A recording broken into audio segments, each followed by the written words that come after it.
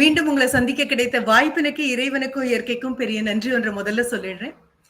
ஸ்ரீமதி இந்திரா காந்தி மகளிருக்கான இந்த கல்லூரி 1984 என்று 2-4 நாட்கள் முன்னால் கூட நான் அதை தான் மென்ஷன் பண்ணினேன் சொன்னேன்.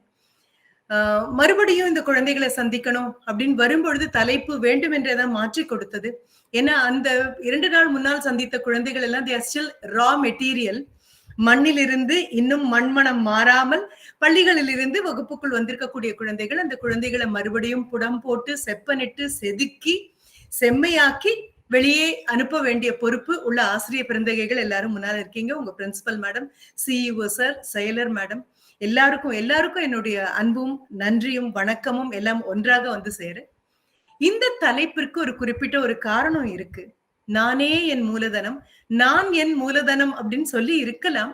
நானே என் மூலதனம்னு ஒரு ஏகாரம் சேர்த்ததற்கு வள்ளுவனுக்கு தான் அந்த நன்றியை நான் மறுபடியும் சொல்லணும். எங்கெல்லாம் அழுத்தம் அதிகமாக வேண்டுமோ, எங்கெல்லாம் பொறுப்பு அதிகமாக வேண்டுமோ, எங்கெல்லாம் திறமை அதிகமாக வேண்டுமோ, எங்கெல்லாம் உள்ளுணர்வு உந்தி தள்ள வேண்டுமோ, அங்கெல்லாம் ஏகாரத்தை இழுப்பது என்பது வள்ளுவனுடைய ஒரு இயல்பான பண்பாக.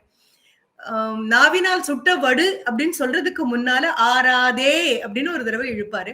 அப்போ இனி பேசும்பொழுது எவ்வளவு ஜாகிரதையாக இருக்க வேண்டும், எவ்வளவு கவனத்தோடு பேச வேண்டும் அப்படின்னு. இது உதாரணத்துக்கு நான் கொடுத்த குரல். அப்ப நான் என் மூலதனம் அப்படின்னு சொல்வதற்கு பதிலாக நானே என் மூலதனம் அப்படின்னு சொல்ல முயற்சி பண்றேன். அப்படின்னா நம்பகமான, சாய்ந்து கொள்ளக்கூடிய, ஏதாவது தவறு நிகழ்ந்தால் அதற்கான முழுமையான பொறுப்பையும் ஏற்றுக்கொள்ள வேண்டிய புரிதல் உள்ள ஒரு நபர் உலகத்தில் எனக்கு தேவை என்றால், ஒரு பக்கம் தாய் இருக்கலாம், ஒரு பக்கம் தகப்பன் இருக்கலாம், ஒரு பக்கம் நண்பர்கள் இருக்கலாம், ஒரு பக்கம் வாழ்க்கை துணை இருக்கலாம், ஒரு பக்கம் நம் குழந்தைகள் இருக்கலாம், ஒரு பக்கம் நம்மை பல்லக்கில் தூக்கி உட்கார வைத்து பார்த்து ரசித்த நமது ஆசிரியர்கள் இருக்கலாம். இத்தனை பேர் இருந்தாலும் நானே என் மூலதனம். யாரிடமும் இந்த பொறுப்பை என்னால் கொடுக்க முடியாது. யாரும் இந்த பொறுப்பை முழுமையாக ஏற்றுக்கொள்ளவும் முடியாது.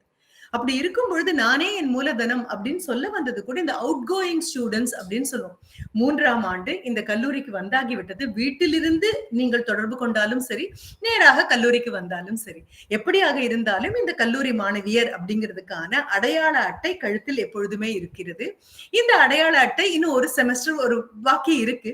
எப்பொழுதும் போட்டுக்கொண்டு வர வேண்டும் அப்படின்னு சொல்லி கல்லூரி வாயிலில் நிற்கக்கூடிய அந்த காவல்காக இருக்கக்கூடிய நபர் எல்லாரும் ஐடி கார்டு இருக்கா அப்படின்னு கேட்கும் போது கோபம் வரலாம். பேருந்திலிருந்து இறங்கி விட்டு அவசர அவசரமாக எடுத்து கழுத்தில் மாட்டிக்கொள்ளலாம். போகும்போது மறக்காமல் எடுத்து பைக்குள் வைத்துக் கொள்ளலாம், அல்லது வைத்தது கூட மறந்து போகலாம். இவ்வளவு அலட்சியமாக இருந்த அடையாள அட்டைக்கு பெரிய முக்கியத்துவம் எப்போ வரும் தெரியுமா? இது நம் கையை விட்டு போய்விடும் என்பது புரியும் பொழுது. 1ஆம் ஆண்டு ஃபர்ஸ்ட் செமஸ்டர் இருக்கும்பொழுது முதல் பருவத்தில் தோன்றவே தோன்றாது. அப்பதான் உங்களை எல்லாம் பார்த்து அடையாளம் பார்த்து எடுத்து கொடுத்திருப்பாங்க. 2ஆம் ஆண்டு வரும்பொழுது கொஞ்சம் அலட்சியம் அதிகமாகவே இருக்கும். இது வேற ஒவ்வொரு தடவையும் அப்படின்னு சொல்லுவோம். ஆனா when you come to the 5th semester, hardly you have one more semester to go. இன்னும் ஒரு செமஸ்டர் தான் இருக்கு அப்படின்னு 3ஆம் ஆண்டு மாணவிகளும், முதுநிலைக்குள்ள இருக்கக்கூடிய 3ஆம் பருவத்தில் இருக்கக்கூடிய மாஸ்டர்ஸ் டிகிரி 3rd செமஸ்டர் குழந்தைங்களுக்கும் முடிந்தது அப்படின்னு வரும்பொழுது this will become very precious. அப்போ முதல்ல மனதுல உள்வாங்க வேண்டியது நானே என் மூலதனம் அப்படிங்கிறதுல முதல்ல உள்வாங்க வேண்டியது என்ன தெரியுமா? ஒரு பொருளை ஆழமாகவும் அதிகமாகவும் நிறைவாகவும் நெருக்கமாகவும் நேசிப்பதற்கு இது எப்பொழுது வேண்டுமானாலும் என்னை விட்டு போய்விடலாம் என்ற புரிதல் வேண்டும். The best way to love anything is to realize that you may lose it at any time. அது கல்வியாக இருந்தாலும் சரி, ஆரோக்கியமாக இருந்தாலும் சரி, உங்களுடைய திறமையாக இருந்தாலும் சரி. இது முதல்ல மனதுல வாங்கிக்கோங்க. ஏன்னா அது மூலதனம் அப்படின்னா மறுபடியும் அஸ்திவாரத்தை செப்பனிட போறோம். 2ஆவதாக ஒரு சின்ன ஒரு ஹோம்ஒர்க் வீட்டு பாடம் கொடுக்குறேன். இது முந்தானேத்தும் குழந்தைங்களுக்கு கொடுத்தேன் நானு. அதே மாதிரி இன்னைக்கும் உங்களுக்கு ஒரு வீட்டு பாடம் கொடுக்குறேன். என்ன அப்படின்னா, நீங்க இதுவரை கேட்டிராத ஒரு பாடலாக இருக்கும். திரைப்பட பாடல். ஆனா கேட்டிராத பாடல் அப்படிங்கும் பொழுது ஒரு மிகுந்த பொறுப்போடு, சமுதாய பிரஜையோடு, புரிதலோடு ஒரு காலகட்டத்தில் வாழக்கூடிய கவிஞன் என்னுடைய அடுத்த தலைமுறை அப்படின்னு நான் நினைக்கக்கூடியது 5 ஆண்டுகளுக்கு அப்புறம் வருது அல்ல, 50 ஆண்டுகளுக்கு அப்புறம் வருது அல்ல, 100 ஆண்டுகள் கழித்து அப்படி ஒரு தலைமுறை தோன்றினாலும் சரித்திரத்தை பதிவாக நான் கொடுக்க வேண்டும் என் கவிதையில் அப்படின்னு நினைத்த ஒரு காலகட்டத்தில் வந்தது 1960 வந்தது. பட்டுக்கோட்டையார் அப்படின்னு சாதாரணமா நீங்க கேட்டிருக்கக்கூடிய ஒரு பேர் தான் அது. பட்டுக்கோட்டை கல்யாண சுந்தரம். அவருடைய பாடல் இன்னைக்கு போய் தேடி பார்க்க போறீங்க. 1960 ஏதோ படம் வந்ததாமே அப்படின்னு நான் படத்தின் பெயரை கூட சொல்ல போறது இல்ல. நீங்க தேட போறீங்க. வீட்ல போய் சொன்னீங்கன்னா தாயும் தகப்பனும் ரொம்ப சந்தோஷப்படுவாங்க. என்ன காரணம்? இப்ப நீங்க முணுமுணுக்கிற பாடலுக்கு என்ன பொருள்னு கூட தெரியாம இருக்கும் பொழுது தெளிவான பொருளோடு தீர்க்கமான பார்வையோடு எழுதப்பட்டது. இந்த நானே என் மூலதனம் அப்படிங்கிறதுக்கான வரிகள் அதற்குள்ளேயும் உட்கார்ந்து தெய்வ நம்பிக்கையே இல்லாத நபர், இறையுணர்வே இல்லாத நபராக இருப்பினும் கூட அவர்களையும் உள்வாங்கிக் கொண்டு எழுதப்பட்ட அந்த பாடல், செய்யும் தொழிலே தெய்வம், அதில் திறமைதான் நமது செல்வம். அந்த திறமைதான் நமது செல்வம் அப்படிங்கறதான் நான் அப்படியே எடுத்து நானே என் மூலதனம் அப்படின்னு போட்டேன்.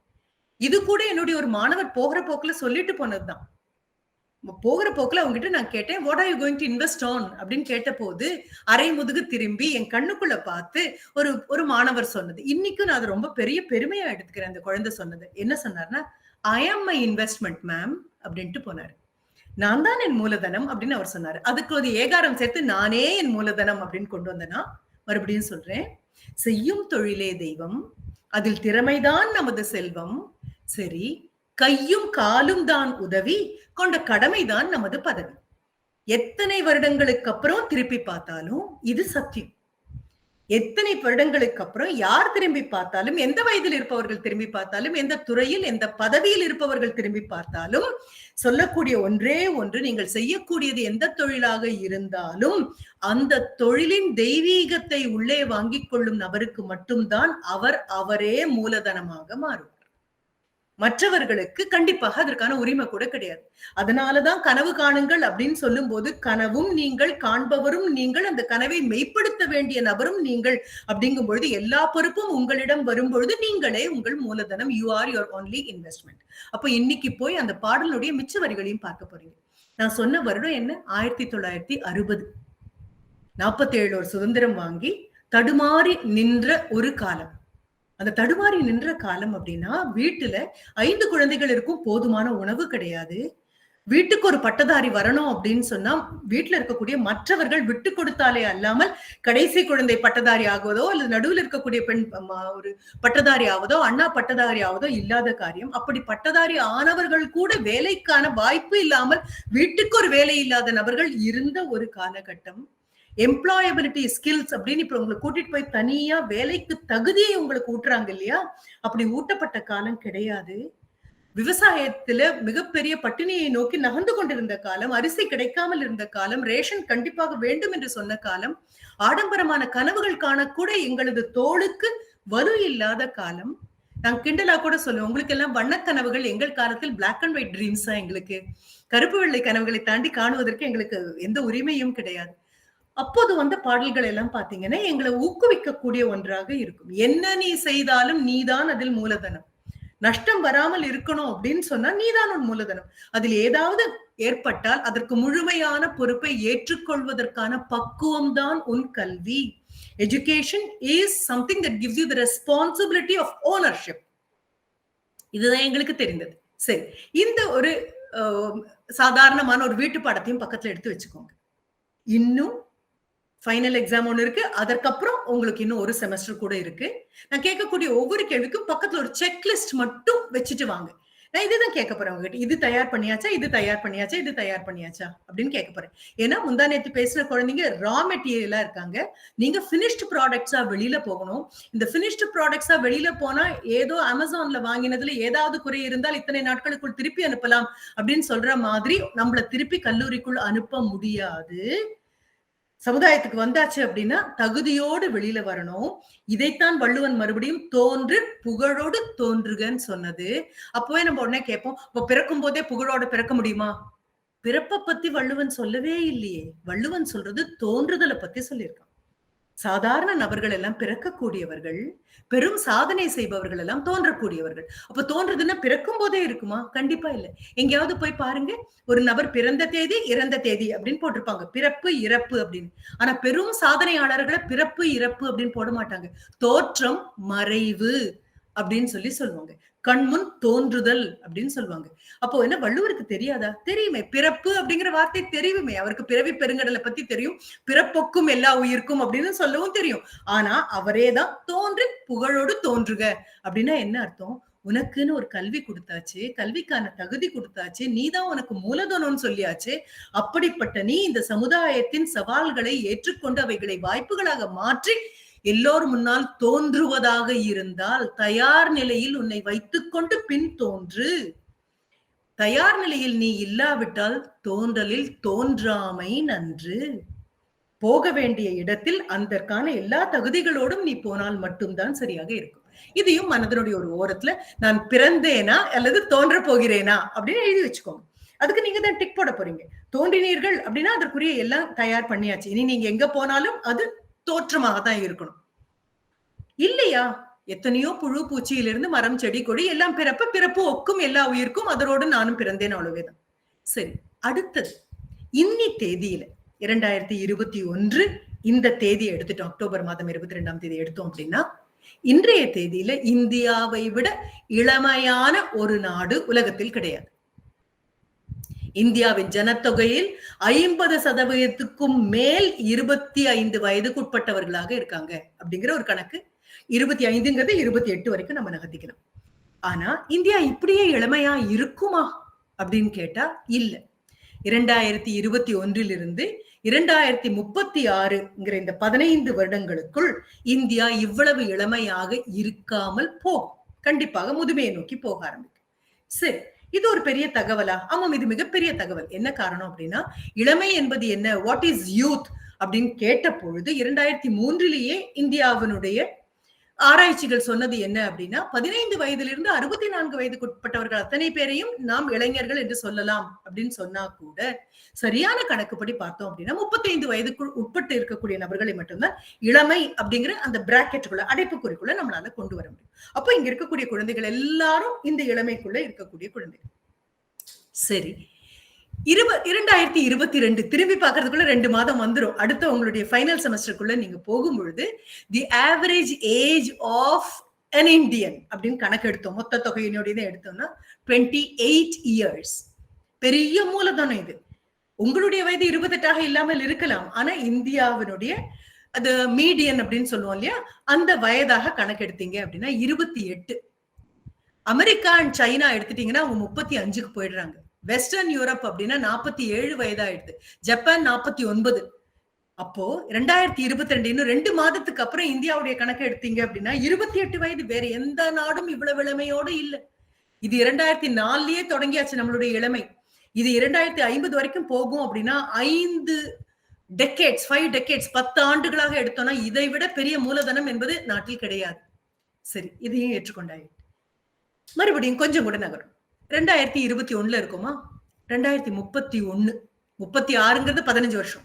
31க்குள்ள பாத்தீங்க அப்படின்னா இந்தியால இருக்கக்கூடிய உங்க மாதிரி குழந்தைங்களை 3ஆ பிரிக்கலாம். ஒண்ணு, children who pursue education, கல்வியை நாடி செல்லக்கூடிய குழந்தைகள். இரண்டாவது, கல்வியோ அல்லது வேலையோ நாடி செல்லக்கூடிய குழந்தைகள், இளைஞர்கள். மூன்றாவது, கொஞ்சம் அதிகமாக இருக்கக்கூடியது, கல்வியும் இன்றி வேலையும் இன்றி இருக்கக்கூடிய இளைஞர் கூட்டம். நான் 2 நாள் முன்னாலதான் உங்க மேடம் கிட்ட பேசும்பொழுது கூட இயல்பாக சாதாரணமாக உங்களை சந்திக்கிறதுக்கு முன்னால பேசின பேச்சுல கூட நான் சொல்லிட்டு இருந்தேன், மேம் ஒரு காலம் இருந்தது 100 பேருக்கு 10 பேர் உங்களை கேட்டா போதும் அப்படின்னு சொல்லி உருப்பட்டா போதும் நம்ம சொல்லுவோம். 10 பேர் போதும் அப்படின்னா நான் அந்த 10 பேரை தனியா கூப்பிட்டு பேசியிருப்பேன். மிச்சம் 90 பேரையும் எதுக்கு நான் இழுத்து கொண்டு வரணும்னு கேட்பேன். ஆனா இப்ப அப்படி அல்ல. 100 பேர் கேட்கறாங்கன்னா 100 பேரும் அதுல இருந்து மாற்றம் கொண்டு வந்தாகணும். 10 போதும் சொல்ல முடியாது. ஏன்னா 10 முன்னோக்கி போக 90 பின்னோக்கி இழுக்க ரொம்ப கஷ்டமாக போயிடும். என்ன காரணம் தெரியுமா? 2019 யூனிசெஃப் எடுத்த இந்திய இளைஞர் அப்படிங்கக்கூடிய அந்த பாப்புலேஷன், அந்த ஜனத்தொகையை கணக்கெடுத்தோம் அப்படின்னா 47% மேல் they are not on the right track. சரியான பாதைக்குள் இன்னும் வரவில்லை. நானே என் மூலதனம் அப்படிங்கறத நோக்கி நகர்த்துறேன். நான் அந்த 47%க்குள்ள நீங்க இருக்கீங்களான்னு தான் இப்ப முதல் கேள்வி. 47% they are not on the right track. அப்போ மிச்சம் இருக்கிற அத்தனை பேரும் ஒரு வண்டியை முன்னோக்கி இழுக்க, மிச்சம் அதே அளவு 53% முன்னோக்கி இழுக்க, 47% பின்னோக்கி இழுக்க, நாடு முன்னும் பின்னும் போகுமே தவிர முன்னே போகாது. இது குடும்பமே ஆனாலும் அப்படித்தானே. ஒரு 4 பேர் இருக்கிற இடம், அப்பா சம்பாதிக்கிறாங்க, அம்மா சம்பாதிக்கிறாங்க, செலவு செய்ய மட்டும் குழந்தைங்க அப்படின்னு சொன்னா சேமிப்பு எங்க கிடைக்கும்? அப்பா ஒரு பக்கம் பாடுபட்டு பாடுபட்டு கொண்டு வந்து கொடுக்குறாரு, அம்மா இன்னொரு பக்கம் பாடுபட்டு பாடுபட்டு கொண்டு வந்து கொடுக்குறாங்க. அல்லது அம்மா ஸ்டே அட் ஹோம் மதர் அப்படின்னு சொல்லக்கூடிய வீட்டை ஆளக்கூடிய ஒரு நபராக பெண்மணியாக இருக்கும் பட்சத்தில் வந்த பணத்தை எப்படி செலவு செய்யணும், எப்படி பங்கிடணும், திடீர்னு வரக்கூடிய விடுமுறைக்கு என்ன பண்ணணும், விருந்தாளிக்கு என்ன பண்ணணும், நோய்க்கு என்ன பண்ணணும், பண்டிகைகளுக்கு என்ன பண்ணணும், இது அத்தனையும் பிரிச்சு எடுத்து உண்டியல் எத்தனை போடணும்னு யோசிக்கக்கூடிய அம்மா இத பத்தி எந்த கவலையும் இல்லாம வீட்டுல இருக்கக்கூடிய 2 குழந்தைகளும் செலவு செய்வதை பத்தியே கவலைப்பட்டா வீடு எப்படி முன்னால நகரும்? வீடு மாதிரி தானே நாடும். அப்ப 47% இன்னும் அந்த சரியான பாதைக்குள் வராத இளைஞர் வட்டம் அப்படின்னு சொல்லும் போது it will become a demographic disaster. மிகப்பெரிய பேரிழப்பாக மாறும். இழப்பு மட்டுமே இல்லை, மிகப்பெரிய ஆபத்தாக மாறும். இது யாராக இருப்பார்கள்? இவர்களுக்கு எந்த விதமான கல்வியில போதுமான பயிற்சியும் அளிக்கப்படவில்லை, எந்த வேலைக்கான தகுதிக்குள்ளும் அவர்கள் வரவில்லை, எந்த விதமான கனவுகளும் இல்லை, எந்த விதமான இலக்குகளும் இவர்களுக்கு கிடையாது. அப்படின்னு வரும்பொழுது ஒரு இலக்கை நோக்கி 53% நகர 47% எதை பற்றியும் கவலை இல்லாமல் வெறும் விமர்சனங்களும் புலம்பல்களும் புகார்களும் புறங்கூறுதல் மட்டுமே இருக்குமே. ஆனால் அந்த 47% நம்ம தனியா சமுதாயத்தை விட்டு நகர்த்த முடியாது. நமக்குள்ள இருக்காங்க எல்லாரும், நாமளே அந்த 47%க்குள்ள இருக்கலாம். 53க்குள்ள சேராம இன்னும் 47க்குள்ள நாமளும் உட்கார்ந்து இருக்கலாம். அப்ப என்ன ஆகும்? ஒரு நாடு கிடைத்த பெரிய வாய்ப்பு விரலடுக்கு வழியாக நேரம் வழுக்கி போவதை போல கிடைத்த வாய்ப்பும் வழுக்கி காணாமல் போய்விடும். மீண்டும் ஒரு முறை இந்தியா இவ்வளவு இளமையாக இருக்கக்கூடிய சாத்தியங்கள் கிடையாது. அது மட்டுமே இல்லை, 2031 11 மாநிலங்கள் இந்த இளமையிலிருந்து கொஞ்சம் முதுமையை நோக்கி நகர ஆரம்பித்திருக்கும். அப்படி அவங்க கணக்கு எடுக்கும் பொழுது பார்த்தா சில மாநிலங்கள்ல இன்னும் இளமை 50 வரைக்கும் போகக்கூடியது. இப்பதான் பிறந்த குழந்தைகள் நிறைய பேர் இருக்கக்கூடிய மாநிலங்கள் இருக்கு. இப்பொழுதே 50 தாண்டிய நபர்கள் இருக்கக்கூடிய மாநிலங்கள் இருக்கு. அவையெல்லாம் 2035 வரும்போது முதுமையை நோக்கி நகர்ந்திருக்கும். ஆனா இப்ப கிடைக்கக்கூடிய இந்த 15 வருடத்திற்குள் சாதாரணமாக வேலை செய்ய முடியாத நிலையில் இருப்பவர்களை காட்டிலும் வேலை செய்யும் தகுதி உள்ளவர்கள், உடலில் தெம்பு உள்ளவர்கள் அதிகமாக இருக்கக்கூடிய ஒரு நாடுன்னு எடுத்தா நாம மட்டும்தான். இப்ப என்ன நாம பண்ணணும்? இதை கொஞ்சம் சரி பண்ணணும், அலைன் பண்ணணும். நான் வெளியில வரும்பொழுது வேல் கொடு வடித்து கொடுத்தல் கொல்லருக்கு கடனே அப்படின்னு சொன்னா, வேல் வடிக்கவும் நான் தான் வேணும். கொல்லராக சமுதாயம் இருந்து எனக்கு வேல் வடித்து கொடுக்கவில்லை என்றால் வேல் வடிப்பது எப்படி என்று பழகி I should become an entrepreneur so that I provide job to everyone. எல்லோருக்கும் வேலை தரக்கூடிய ஒரு நபராக நான் மாறணும். இல்லைன்னா it will become a demographic disaster. இது யூனிசெஃப் சொன்னது. இந்தியா எவ்வளவு பெரிய தோல் கொண்டு பெருமையை தூக்கிட்டு இருக்கு, எவ்வளவு பெரிய ஜனத்தொகை, எவ்வளவு பெரிய 100 கோடியை தாண்டியாச்சு வேக்சினேஷன். எவ்வளவு பெரிய பெருமை. அப்படின்னா அந்த பெருமையில பங்கெடுக்கக்கூடிய குழந்தைகளாக தான் நீங்க உட்கார்ந்து இருக்கீங்களா, இன்னும் வேக்சினேட் பண்ணலையான்னு எனக்கு தெரியல. தைரியமாக கல்லூரிக்குள்ள வரணும் அப்படின்னு சொன்னா அதற்கான பாதுகாப்பு. நீங்களும் நானும் வீட்டுல உட்கார்ந்து வீடியோ கேம்ஸ் விளையாடிட்டு இருந்த போது, புலம்பிட்டு இருந்த போது, சாட்டிங்ல உட்கார்ந்து இருந்த பொழுது, வாட்ஸ்அப்ல கால் காசு பெறாத விஷயங்கள் எல்லாம் ஃபார்வர்ட் பண்ணிட்டு உட்கார்ந்துட்டு இருந்த பொழுது, நம்ம விட ஒரு 10 வயதோ 20 வயதோ அதிகமான ஏதோ ஒரு பெண்ணும் ஏதோ ஒரு ஆணும் ஏதோ உலகத்தின் மூலையில் பரிசோதனை கூடத்தில் வெயிலையும் பார்க்காம, நிழலையும் பார்க்காம, இரவான் பார்க்காம, பகலான் பார்க்காம, பண்டிகை நாட்களான் பார்க்காம, சனி ஞாயிறான் பார்க்காம இருந்து தவம் போல கண்டுபிடித்த அந்த ஒரு மருந்தைத்தான் நம்ம உடம்புல ஏத்திக்கிறோமே தவிர, அதை ஏற்றுக்கொள்ளும் பொழுது அந்த நன்றி கூட நம்ம சொல்றது கிடையாது. We don't even owe them our thanks. அது கூட நம்ம சொல்லல. அப்ப எங்கேயோ கண்டுபிடித்து யாரோ நமக்காக அத்தனை பரிசோதனையும் செய்து கொண்டு வந்து நீ வா, உன் உயிரை நான் பாதுகாக்கிறேன் அப்படின்னு சொல்லும் பொழுது அந்த பொறுப்பை உணர்ந்து ஏற்றுக்கொள்ளக்கூடிய பக்குவத்துல கூட நம்ம இல்லை அப்படின்னு சொன்னா இளமையான நாடுன்னு சொல்றது அதுல எந்த அர்த்தமுமே இல்லை. இதுக்கு அடுத்தது பிரச்சனை என்ன அப்படின்னு பார்க்கும் பொழுது just 2.3% of the Indian youth have got the set of skills. அதுதான் இந்த மூலதனம். நான் சொல்லிடலாம், ஆனா மூலதனமா இருக்கிறதுக்கான தகுதிகளை வளர்த்துட்டு இருக்குமோன்னு பார்க்கணும் இல்லையா? அப்ப 2.3% தான் உடனடியாக உங்களுக்கு வேலைக்கு உங்களை எடுக்கலாம் அப்படின்னு சொல்றதுக்கான அந்த செட் ஆஃப் ஸ்கில்ஸ் அப்படின்னு சொல்லுவோம். அந்த திறமைகள் கையில் இருக்கக்கூடிய நபர்கள். இதே சவுத் கொரியால 99%. வித்தியாசம் எங்க வருதுன்னு பாருங்க. அப்போ நான் ஒரு மரவேலை செய்யக்கூடிய தச்சனாக இருப்பேனே ஆனால், மரவேலைக்கு என்னை அழைத்தார்களே ஆனால் எனக்கு அதில் பயிற்சி இருக்க வேண்டும், தொடர்ந்து அதில் முயற்சி இருக்க வேண்டும், அயற்சி இல்லாத மகிழ்ச்சி இருக்க வேண்டும். வேலைக்கு போறதுல எனக்கு ஒரு சந்தோஷம் இருக்கணும். சந்தோஷம் இருந்தா மட்டும் பத்தாது, அன்றாடம் போற முயற்சி இருக்கணும். அது மட்டும் போதாது, அதுக்கு தகுதியான பயிற்சி இருக்கணும். இது அத்தனையும் என் பக்கம் இருந்தாலும் என் கைவசம் I have a tool kit. நான் கொண்டு போக வேண்டிய எனக்கு தேவையான உபகரணங்கள் என்னோடு இருக்கின்றனவா அப்படின்னு ஒரு மரவேலை செய்யக்கூடிய நபராக இருந்தாலும், கட்டிடம் கட்டக்கூடிய தொழிலாளியாக இருந்தாலும், தையல் வேலையில் இருக்கக்கூடிய நபராக இருந்தாலும், யாராக இருந்தாலும், எந்த தொழில் செய்பவராக இருந்தாலும், அந்த தொழில் சார்ந்த திறமைகளுக்கான உபகரணங்கள் தன் கைவசம் இருக்கின்றனவா? Your degree is after all a tool. That is not your skill.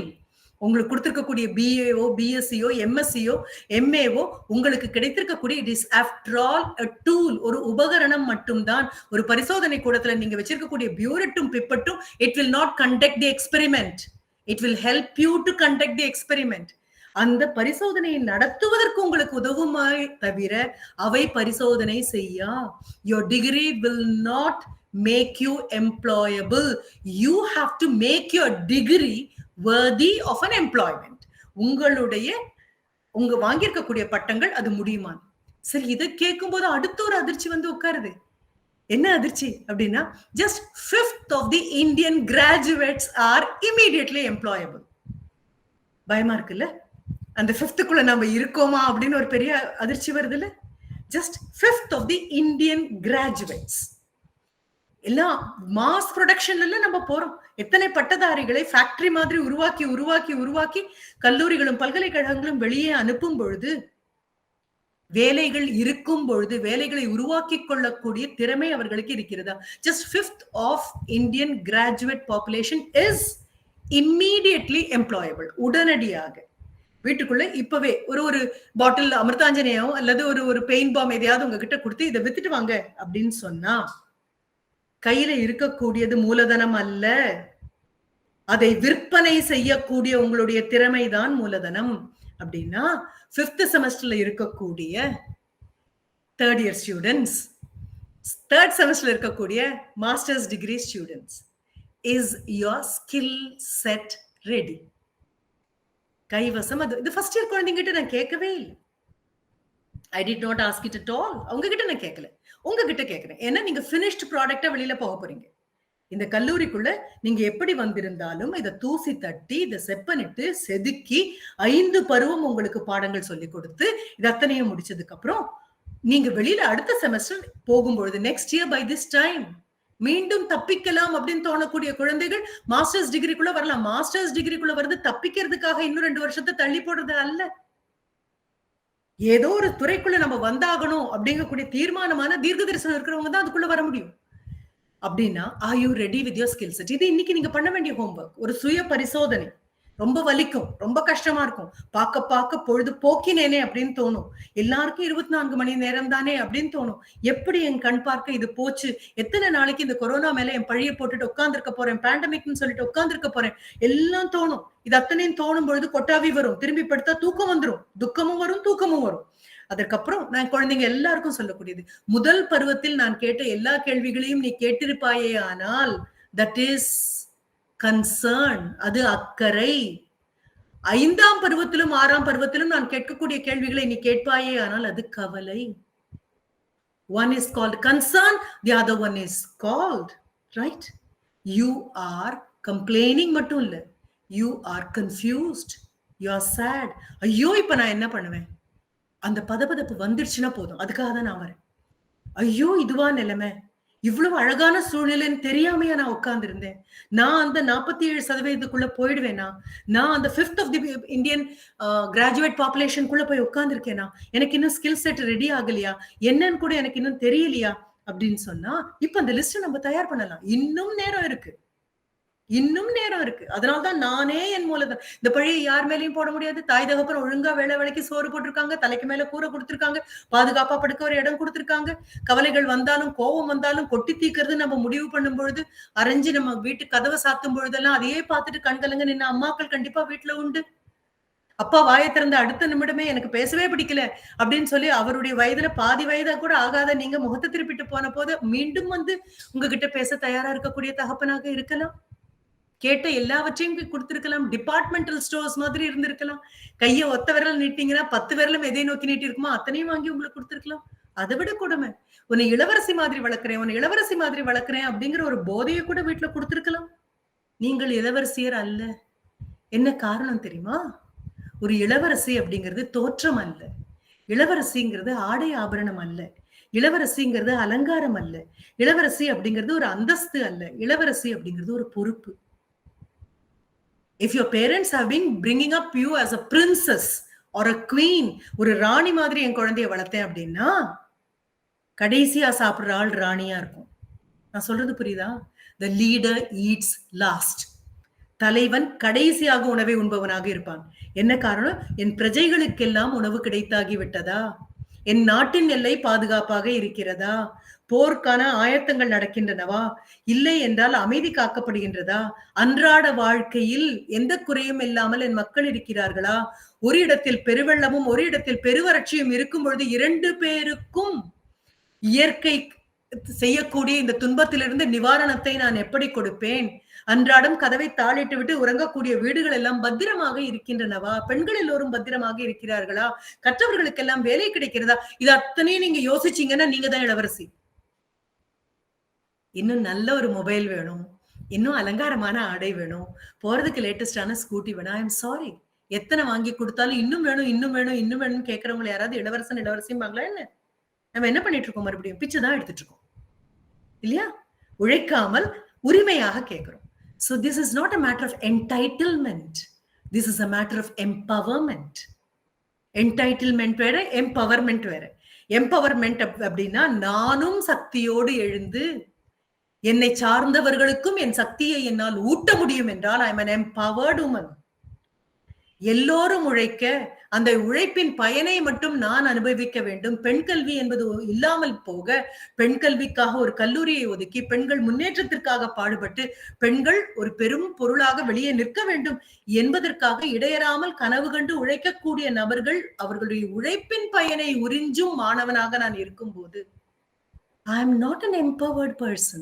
I am just an entitled person. எனக்கு உரிமைப்பட்ட பொருள், இது எனக்கு உரிமைப்பட்ட. நீங்க சண்டை போடுங்க, நன்மை எனக்கு கொடுங்க.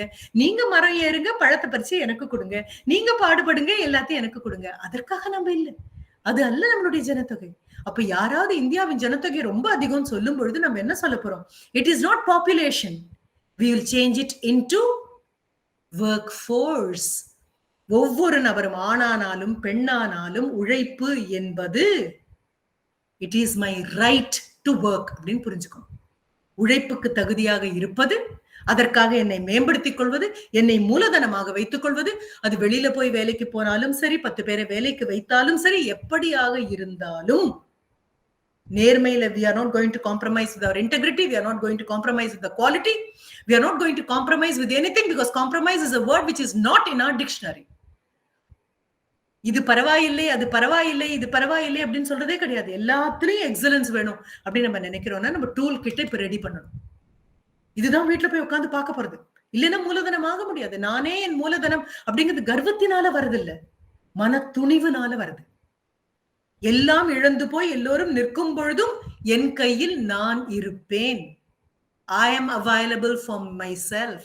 எனக்கு நான் இருக்கேன். நிழல் கூட விட்டுட்டு போனாலும் எனக்காக நான் இருக்க முடியும். மேல வந்த அத்தனை நபர்களையும் பாருங்க. எல்லா நபர்களுக்கும் பல அம்புக்குறிகள் இருந்திருக்கும், சாய்ந்து கொள்ள தூண் இருந்திருக்கும், ஊன்று நடக்க ஊன்றுகோல் இருந்திருக்கும். ஆனாலும் சொந்த காலில் நிற்காத எந்த நபரும் மேல வந்து நின்னதாகவே கிடையாது. அப்போ என்னெல்லாம் வேணும்? இதை 2ஆ பிரிச்சுக்கிறோம். ஒரு பக்கம் சாஃப்ட் ஸ்கில்ஸ், ஒரு பக்கம் ஹார்ட் ஸ்கில்ஸ். ரைட்? ஒரு சிலபஸை கொடுத்து இதை படிச்சு பட்டம் வாங்கி இருந்தோம் அப்படின்னா சீக்கிரம் அவுடேட் ஆயிடுவோம். 1980 வாங்கின என்னுடைய டிகிரியை வச்சு 2021 உங்ககிட்ட என்னால பேச முடியாது. அந்த சிலபஸ் வேற, இந்த சிலபஸ் வேற அப்படின்லாம் கிளாஸ்ல போய் சொல்ல முடியாது. ஆஹா, அப்ப எனக்கு மில்டன் சொல்லி கொடுத்தாங்க, ஷேக்ஸ்பியர் சொல்லி கொடுத்தாங்க, இப்ப என்னடானா நீங்க 21st century போயிட்ட கேக்குறீங்க அப்படின்லாம் சொல்ல முடியாது. என்ன நம்ம பண்ணினோம்? பாட புத்தகம் அப்படிங்கிறது நம்ம பார்த்த மாதிரி இட்ஸ் அ டூல், அவ்வளவேதான். ஆனா எப்படி படிக்கிறதுன்னு இருக்கு இல்லையா? உங்களுடைய ரெக்கார்ட் நோட்புக்ல எல்லாம் ஒண்ணு எழுதுவீங்களே, the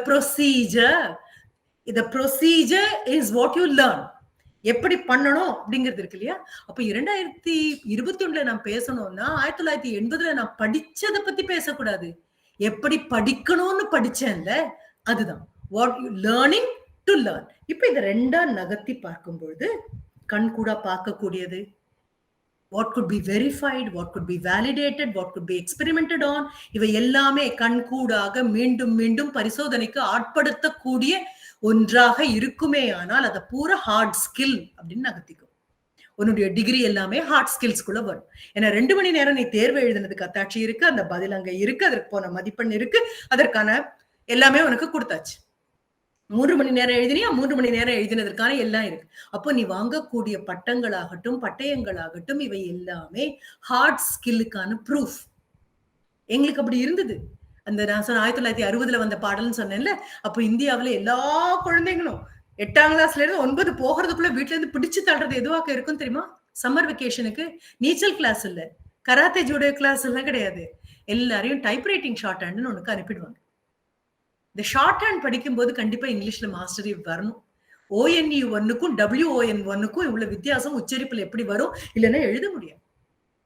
அப்புறம் டைப்ரைட்டிங், இது எதற்கு இல்ல, ஒரு நிமிடம் கூட வேஸ்ட் பண்ணக்கூடாது. அப்ப என்ன அந்த காலம் புரிஞ்சுகிட்டது அப்படின்னா, be at the right place at the right time with the right qualification. Other people will call it luck, you call it plan. இதுதான். மற்றவங்க எல்லாம் பயங்கர அதிர்ஷ்டம்பா அப்படின்னு சொல்லுவாங்க. ஆனா நாம என்ன சொல்லுவோம்? சரியான நேரத்துல சரியான இடத்துல சரியான தகுதிகளோடு நிற்கிறது அப்படிங்கிறது திட்டமிடல் அப்படின்னு சொல்லும் பொழுது உன்னுடைய ஹார்ட் ஸ்கில்ஸ் எல்லாம் உட்கார்ந்துருக்கு. எத்தனை பெர்சன்டேஜ் வாங்கியிருக்கேன்னு பாரு. மிக முக்கியமானது. நேற்று ஒரு பெண்மணி ஒரு அம்மா என்கிட்ட பேசும்போது கூட சொன்னாங்க, என் பையன் 100 வாங்குவான், ஆனாலும் 75க்கு தான் படிப்பான், உட்காந்து 1 மணி நேரம் படிச்சாலே 75 வாங்கிடுவான். இப்ப நான் சொன்னேன், இது பெருமைப்படுற விஷயம் இல்லை, அவனுக்கு ஒரு ஸ்கில் இல்லைன்னு அர்த்தம். 100 வாங்குறது பெரிய விஷயமா அப்படின்னு கேள்வி கேட்டு பழகாதீங்க. 100 வாங்குறது ரொம்ப பெரிய விஷயம். அது முடியாம தான் 99 வாங்கியிருக்கோம், அது முடியாம தான் 98 வாங்கியிருக்கோம். நீங்க அந்த 100 வாங்குற குழந்தைங்க எல்லாம் மனப்பாடம் பண்ணி ஒப்பிக்கிற குழந்தைங்கன்னு நினைக்காதீங்க. 100 நோக்கி மனசை செலுத்தின குழந்தைங்களா இருப்பாங்க. we will have only this. நம்ம பல நாட்களா சொல்றோம், மதிப்பெண் என்ன பெரிய விஷயமா, 100 வாங்கினா பெரிய விஷயமா, மார்க் வாங்கினா பெரிய விஷயமா அப்படின்னு சொல்றது யாரா இருக்கும் தெரியுமா? வாங்காத நபர்கள். வாங்கிய நபர்கள் அப்படி சொன்னதே இல்லை. நிறைய செல்வம் சேர்ந்ததுக்கு அப்புறம் பணம் என்னையா பெரிய விஷயம் அப்படின்னு சொல்லலாம். ஏன்னா நமக்கு தெரியும் நம்ம கிட்ட பணம் இருக்கு அப்படின்னு. பணம் இல்லாதவர்கள் கிட்ட கேட்டு பாருங்க. அப்ப எந்த அனுபவம் இல்லையோ அதை பத்தி நம்ம சொல்றதுக்கு நமக்கு உரிமையே கிடையாது. 100 வாங்கிட்டோம் அப்படின்னா 100 என்ன பெரிய விஷயமான்னு சொல்லலாம். இல்லையே, வாங்கலையே. 100 வாங்கினவங்க எல்லாம் எங்க இருக்காங்க தெரியுமா? இந்த தேடலுக்கெல்லாம் தேவையே இல்லை. 100 தேடினா போதும், வாங்கினவங்களை எதுக்காக நம்ம தேடணும்? அப்ப என்ன பண்ண, அந்த அம்மா கிட்ட அதுதான் சொன்னேன். 75க்கு அளவுக்குத்தான் அவன் மனது ஒரு புள்ளியை நோக்கி போகும் அப்படின்னு சொன்னா, மிச்சம் 25 அப்படிங்கறத அவன் என்ன பண்றவன் பாருங்க. Is investing or expending? இதுதான் மறுபடியும் தலைப்புக்குள்ள வரும். மூலதனம் என்றால் நானே என் மூலதனம், நானே என் செலவு நான் சொல்லவே இல்லை.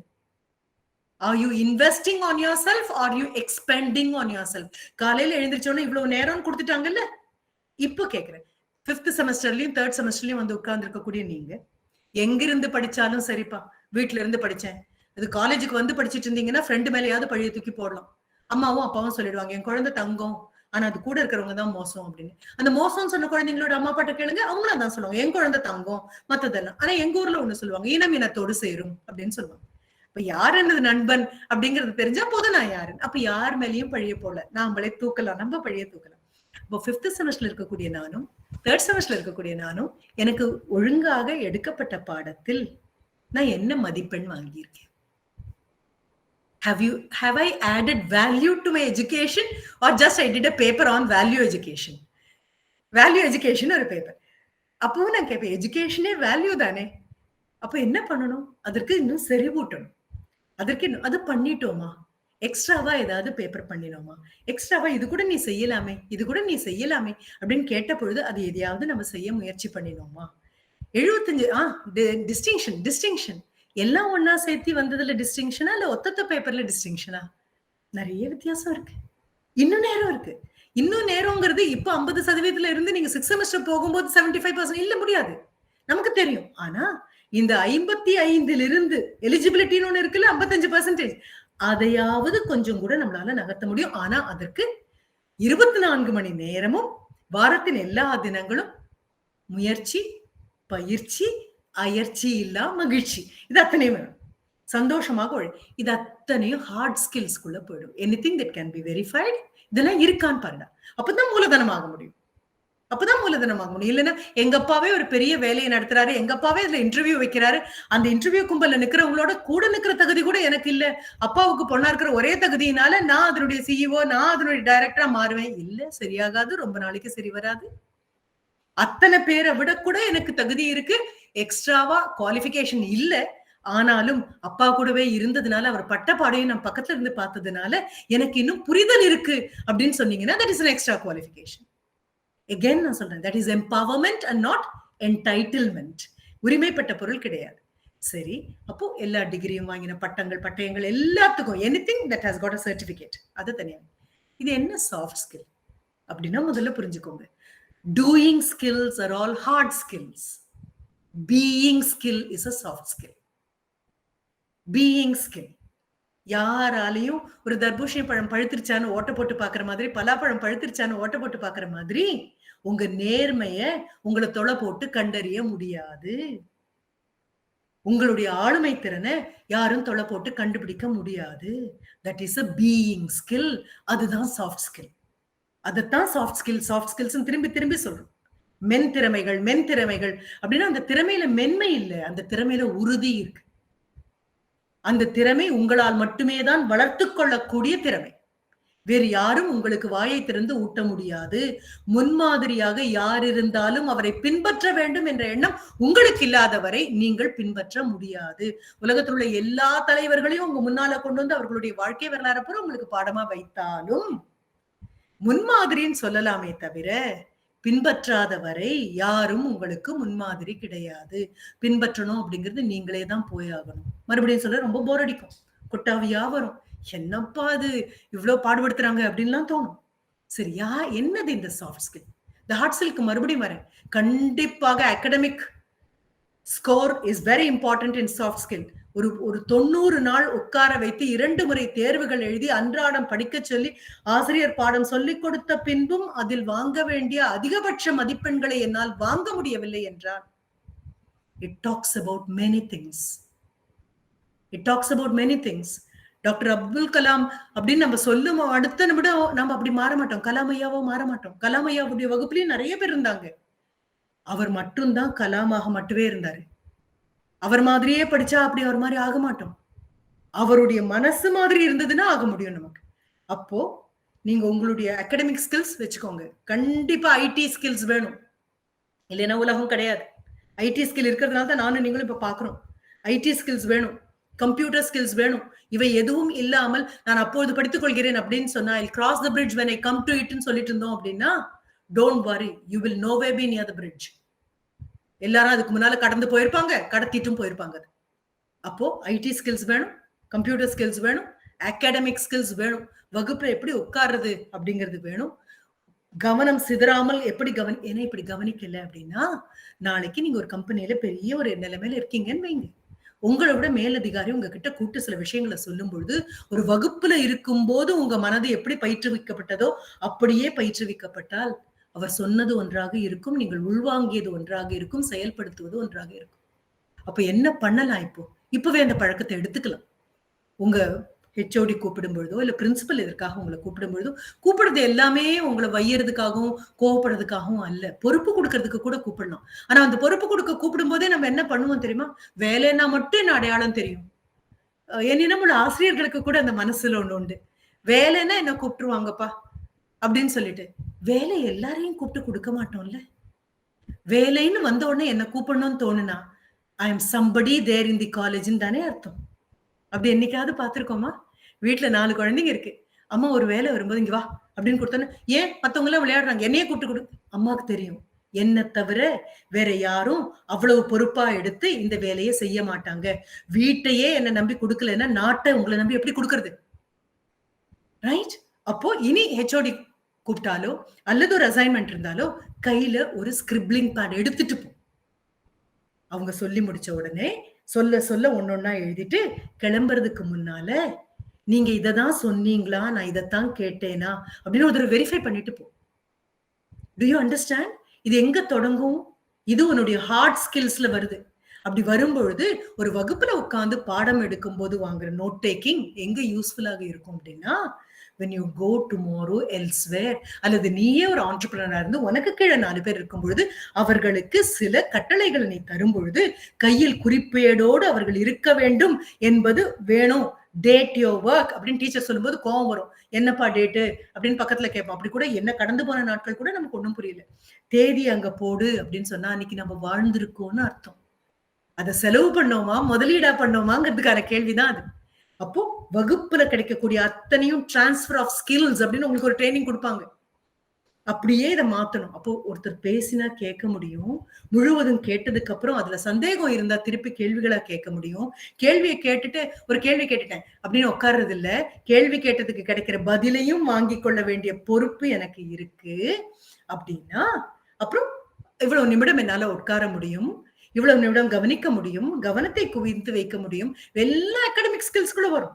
அத்தனையும் அகாடமிக் ஸ்கில்ஸ் வந்தாச்சு அப்படின்னா அதுக்கப்புறம் உங்களுடைய கம்ப்யூட்டர் ஸ்கில், அதுக்கப்புறம் உங்களுடைய இருக்கக்கூடிய ஐடி ஸ்கில்ஸ், இதெல்லாம் திஸ் கேன் பி ப்ரூவ்ட். வகுப்புல நீங்க கவனித்தீர்களா இல்லையாங்கிறது நீங்க எடுத்த குறிப்பை வச்சு கண்டுபிடிக்கலாம், உங்களுடைய மார்க்கை வச்சு கண்டுபிடிக்கலாம். இது எல்லாமே வெரிஃபையபிள்.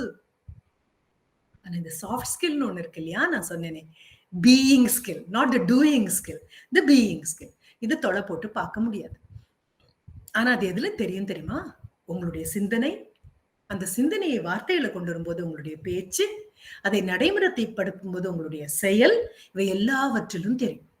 ஒருத்தர் பேசும்போது நீங்க கூர்ந்து கவனிக்கிறீங்க அப்படிங்கறதே கம்யூனிகேஷன் ஸ்கில்ல தொடங்குற ஒன்று. கம்யூனிகேஷன் ஸ்கில் சொன்னது சரியா இருக்கான்னு பாரு. Can you listen? SRLSRW ரொம்ப சுலபமா சொல்லிட்டோம்ல. Can you listen? I'm not asking can you ஹியர்னு கேட்கவே இல்லை. ஏன்னா நான் பேச பேச ஏதாவது ஒரு பென் கீழே விழுந்தா அந்த சத்தம் கேட்கும், ஃபேன் சத்தம் கேட்கும், யாராவது பின்னால பேசிட்டு இருந்தாங்கன்னா அந்த சத்தம் கேட்கும். இதெல்லாம் காது கேட்கறது. நான் சொல்றது காது கவனிக்கிறதுன்னு சொல்றேன். ரைட்? அப்போ கேன் யூ லிசன்? உங்களால லிசன் பண்ண முடியுமா? லிசனிங்னா என்ன? டு ஹியர், அது ஃபர்ஸ்ட் பண்ணணும், காதுல விழணும். To hear, to receive, to record, to recognise, to replay, இது அத்தனையும் பண்ணணும். ஒரே நேரத்துல பண்ணணும். டீச்சர் சொல்றது என்ன மொழியில சொல்றாங்கன்னு தெரியணும், என் பாடத்துலதான் பேசுறாங்கன்னு தெரியணும், எனக்கு புரியாத விஷயமா புரிஞ்ச விஷயமா தெரியணும், அதை உள்வாங்கணும், உள்வாங்கினதை பதிவு பண்ணணும், பதிவு பண்ணி ஒழுங்கா பண்ணிருக்கேனா அப்படின்னு சொல்லி அதை ரீப்ளே பண்ணணும். அத்தனையும் ரீப்ளே பண்ணதுக்கு அப்புறம் தேர்வுல ஒழுங்கா பரிசு எழுதணும். இப்ப லிசனிங்கிறது ரொம்ப பெரிய விஷயம், சாதாரணமா இல்ல. அப்ப லிசன் பண்ணு அப்படின்னு சொன்னா இது மட்டும் அல்ல, மனதும் சேர்ந்து. Okay, so listening skill. கேட்டோம் அப்படின்னா பேச முடியும். ஏன்னா கேட்டா சொல்வளம் ஜாஸ்தி ஆகுமா? சொல்வளம் ஜாஸ்தி ஆகும் பொழுது அச்சம் இல்லாம நம்மளால பேச முடியும். Be it English or Tamil or whatever may be the language. எவ்வளவு பணக்காரங்க நாமன்னு யோசிச்சு பாரு, எவ்வளவு செல்வந்தர்கள் நாமன்னு யோசிச்சு பாரு. எதை நான் செல்வம் அப்படின்னு நான் மறுபடியும் சொல்றேன்னு பாரு. விலங்குகளாக இருந்தா ஒரே ஒரு மொழியா தான் இருந்திருக்கும். அது நம்ம வீட்டுல வளர்க்குற மொழி நாயாக இருந்தாலும் சரி, இல்ல லண்டன்ல ஒரு பணக்கார வீட்டுல வளர்ற நாயாக இருந்தாலும் சரி, 2 பேருக்கும் மொழி என்னமோ ஒண்ணுதான். அதுல மாற்றம் இல்லை. குயில் எங்க இருந்தாலும் கூவ போறது ஒரே மாதிரிதான். ஆக they just have a language, but we have languages. எவ்வளவு பெரிய பெருமை! மனிதனுடைய எவ்வளவு பெரிய ஒரு கண்டுபிடிப்பு! தன்னுடைய உணர்வுகளை எல்லாம் பதிவு செய்துட்டு போறதுக்காக பேச்சு வழக்குல இருக்கிற மொழிகள் தாண்டி எழுத்து வழக்குல இருக்குன்னு அது பெரிய ஆடம்பரமாச்சே. அது தமிழாக இருந்தாலும், ஆங்கிலமாக இருந்தாலும், இந்தியாவில் பேசப்படக்கூடிய எந்த மொழியாக இருந்தாலும் பேச்சு மொழி தாண்டி எழுத்து மொழிக்கு வந்தாச்சு அப்படின்னா அடுத்த தலைமுறைக்காக பதிவு செஞ்சிருக்கோம். உன் பின்னால் இருக்கக்கூடிய அத்தனை புத்தகங்களும் மூத்த தலைமுறை உனக்காக எழுதி வச்சுட்டு போனது. அப்போ if you listen more, you will record more. When you record more, you can replay better. அப்போ கம்யூனிகேட்டிவ் ஸ்கில் சாஃப்ட் ஸ்கில்ல வருது. இது யாரும் அளக்க முடியாது. நீ லிசன் பண்ணியா, லிசன் பண்ண மாதிரி நடிச்சியான்னு யாருக்கும் தெரியாது. கேட்கலாம், கேட்கிற மாதிரி நடிக்கலாம். வகுப்புல நம்ம இது பண்ணுவோம் தானே இயல்பாக. டீச்சர் பார்வை நம்ம பக்கம் திரும்பி அடுத்த நிமிஷம் தலையை வேற இப்படி அசைப்போம். அது ஆமா நான் கேட்டுட்டு இருக்கேன் அப்படிங்கிற மாதிரி. சில சமயம் பேனாவை எடுத்து எழுதுற மாதிரி வேற பண்ணுவோம். ஆமா நீங்க சொல்றதெல்லாம் எழுதுறேன் அப்படின்னு. நீங்க எவ்வளவு திறமையாக நடிக்கிறீங்களோ அதை விட திறமையாக அதை நம்புற மாதிரி நாங்களும் நடிப்போம். அது வேற, ரைட்? ஆனா உண்மையான லிசனிங், உண்மையான அப்படியே எடுக்கிறது. அப்போ ஸ்போக்கன் வரும். தமிழாக இருந்தாலும் ஆங்கிலமாக இருந்தாலும் தயவு செஞ்சு புரிஞ்சுக்கோங்க, மொழி மிக அழகானது, மிக வலிமையானது, மிகவும் சிறப்பானது. It is an investment. Your vocabulary, your expression and your powerful communication is an investment. தோற்றதாக வரலாறு கிடையாது. யார்? மொழியை துணையாக கொண்டு நடப்பவர்கள் தோற்றதாக வரலாறு கிடையாது. நீங்க சொல்லக்கூடிய வெற்றி என்பதற்கு பணமும் செல்வமும் அந்த பெரிய படாடபமும் அடையாளமாக இருப்பது அல்ல. The communication, the right kind of communication. ஒரு வள்ளுவனை பக்கத்துல வச்சுட்டு தமிழ்ல தடவலாக இருக்கிறது கொடுமைமா, வன்கொடுமை, தப்பு. இத்தனை வருடம் உங்களுக்கு ஆங்கிலத்துல வகுப்பு எடுத்திருக்காங்க அப்படின்னதுக்கு அப்புறம் வெள்ளையனை வெளியேற்றினதுக்கு அப்புறம் அவங்க மொழியை பார்த்து பயந்துட்டு உட்கார்ந்துட்டு இருக்கோம் அப்படின்னா இது என்ன ஒரு நாகரிகம்? நீங்க திரும்பி பாருங்க, ஆங்கிலேயன் நம்மள மட்டும் ஆக்கிரமிக்கல, ஆக்கிரமித்த அத்தனை நாடுகளோட இந்தியா ஒப்பிட்டு பாருங்க. 70 ஆண்டுகள்ல நாம பாய்ந்த பாய்ச்சல் பக்கத்துல இருக்கிற எந்த நாடும் நகர கூட இல்லை. கர்வமா தோல் நிரம்பி யாராவது இந்தியாவை பத்தி சொல்லும் பொழுது இன்னும் தைரியமாக என் நாட்டை பத்தி பேச முடியாது. உங்களால என்ன காரணம்? 70 ஆண்டுகளில் என் நாடு பாய்ந்த பாய்ச்சல் வல்லரசும் நல்லரசுமாக 1000 கோடி பீப்புளுக்கு நாங்க 100 கோடி பீப்புளுக்கு நாங்க என்ன பண்ணிருக்கோம் அப்படின்னா வேக்சினேட் பண்ணிருக்கோம். இதை விட பெரிதாக நிமிர்ந்தனுக்கு என்ன இருக்க முடியும்? அப்போ மற்றவர்கள் எல்லோரும் கையை நீட்டி வாங்கி கொண்டு இருக்கும் பொழுது கொடுக்கும் நபர்களாக இருக்கோம். நம்ம we are donors, ரைட்? அந்த கர்வம் பின்னால நிக்கணும். அது சொல்லும் போது ஒரு பெருமை வரணும், முகம் முன்னால வரணும், தோல் விரியணும். அப்போ you will listen. இன்னும் நேரம் ஆகல. you will listen and you will speak. பேசுவேன், திறம்பட பேசுவேன், என்ன வார்த்தைகள் வேணுமோ அவற்றை மட்டும் சொல்லுவேன். அப்போ LSR மிக முக்கியமானது. oral and writing, strong communication is the first requirement of your skill set. Are you a right fit or a misfit அப்படின்னு தெரியணும். வெளியில இறங்கணும். ஏன்னா இன்னும் 15 வருஷம் தான் கைக்குள்ள இருக்கு. அதனாலதான் சொன்னேன் 2021 இருந்து 36க்குள்ள நீங்க இளமையினுடைய பெஸ்டுக்குள்ள வந்து நிக்கிறீங்க. 15 வருஷம் தான் இருக்கு. அப்படி இருக்கிறதுக்குள்ள நீங்க நிலைநாட்டல அப்படின்னா உங்களுடைய அடுத்த தலைமுறை உங்களை குற்றப்படுத்தும். அடுத்த தலைமுறை உங்ககிட்ட வருத்தப்படும். இப்ப என்ன பண்றோம் நம்ம நகர்த்தும் போது? LSRW, reading. the more you read. அதனால்தான் சொல்றேன் லைப்ரரியே கதின்னு இருக்கிறதுக்கு இதுதான் நேரம். புத்தகம் சொல்லி கொடுத்த எதையும் வேற யாரும் சொல்லி கொடுக்க மாட்டாங்க. It's not your. உங்க கை முன்னால் இருக்கக்கூடிய கம்ப்யூட்டர்ல கூகுள் பண்ணா, சர்ச் பண்ணா அதுல யார் வேணா எதை வேணா போடலாமா? சம்பந்தமே இல்லாம நான் முழங்கால் வலிக்கு மருத்துவம்னு அதுல போடலாம். முடி கொட்டிக்கிறதா, இதை செய்யுங்கள் அப்படின்னு நம்ம சொல்லலாம்.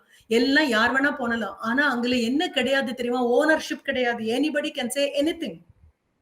Anybody can say anything. Wikipedia போனாலும் அதுவேதான். Anybody can say anything. நம்ம என்ன பண்றோம்? ஒரு அசைன்மெண்ட்னா அதுல இருந்து கட் காப்பி பேஸ்ட் பண்ணி கொண்டு வந்து கொடுக்குறோம். ஆனா ஒரு புத்தகத்தை அப்படி கொடுக்க முடியாது. புத்தகத்தினுடைய ஆத்தர் பேர் அதுல இருக்கு, அது அச்சிடப்பட்ட வருடம் அங்க இருக்கு, அது யார் அச்சிடப்பட்டாங்கன்னு இருக்கு.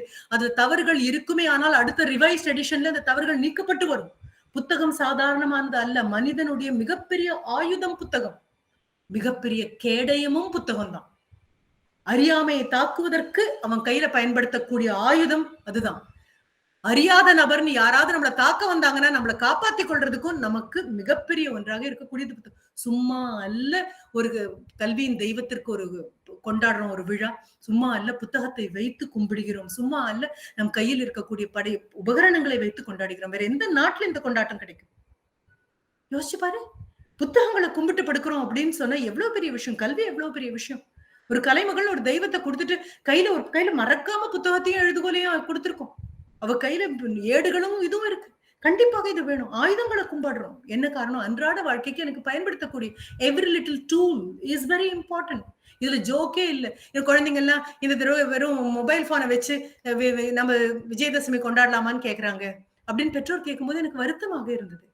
ஏன்னா மொபைல் போன்ங்கிறது சாதாரணம் இல்ல. நீங்களும் நானும் இப்படி புலம்பிட்டு இருக்கும்போது இஸ்ரோ இன்னும் சேட்டலைட் எப்படி சரி பண்ணணும்னு பார்த்துட்டு இருந்தது.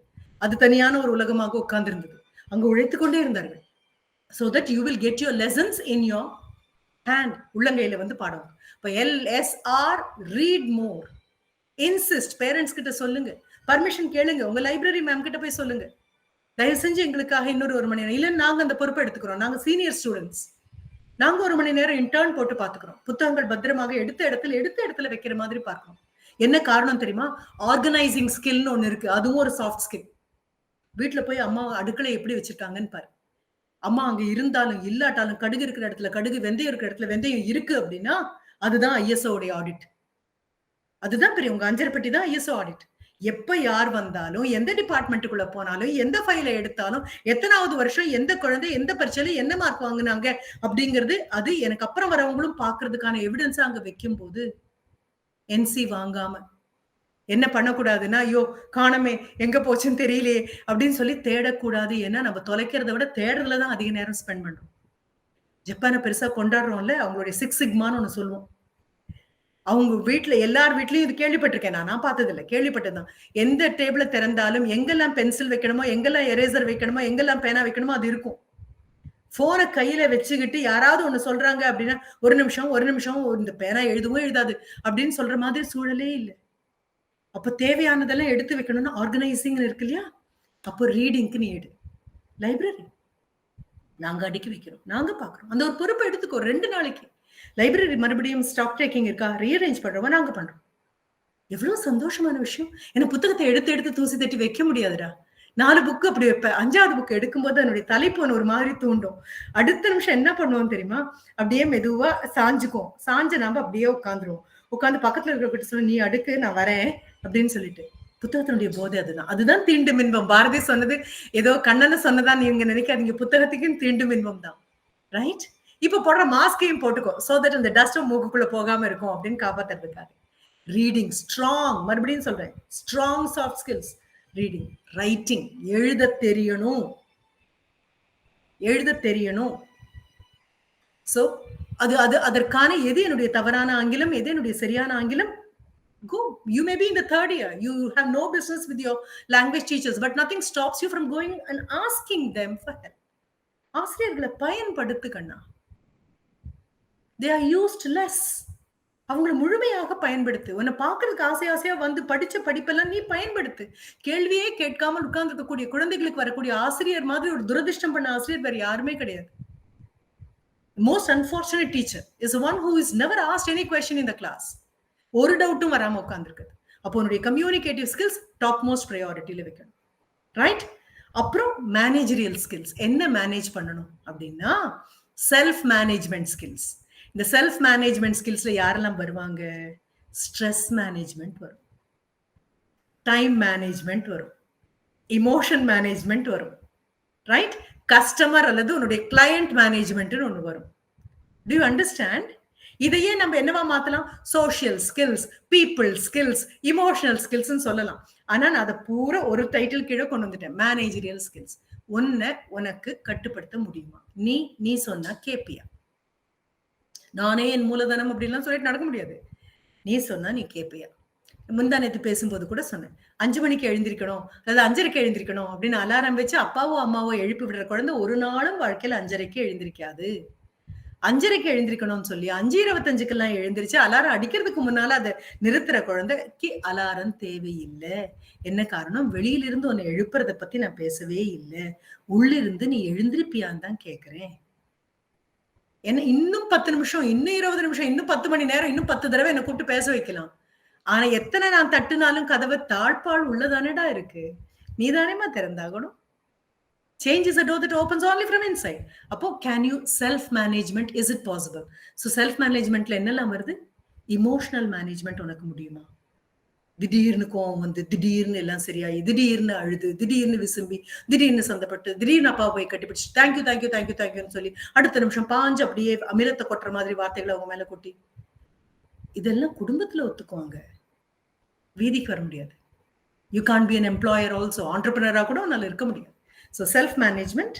அதுக்குள்ள வரக்கூடியது ஸ்ட்ரெஸ் மேனேஜ்மெண்ட். யார் ஸ்ட்ரெஸ் ஆறாங்க அப்படின்னு சொன்னா, இந்த தகுதிகளை வளர்த்துக் கொள்ளாத நபர்கள் எல்லாரும் ஸ்ட்ரெஸ் ஆவாங்க. தகுதிகளோடு இடத்துக்கு வராங்க. அதுதான் எண்ணி துணிக கருமம், துணிந்த பின் எண்ணுவம் என்பது இழுக்கு.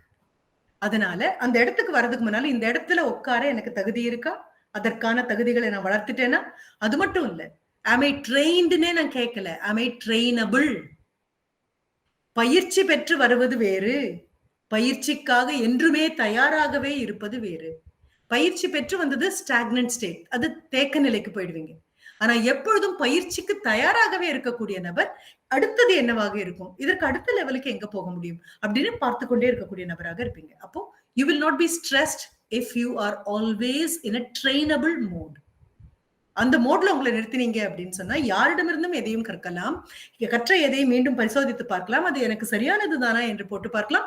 சரியானதாக இருப்பின் அதை இன்னும் செம்மைப்படுத்தலாம்.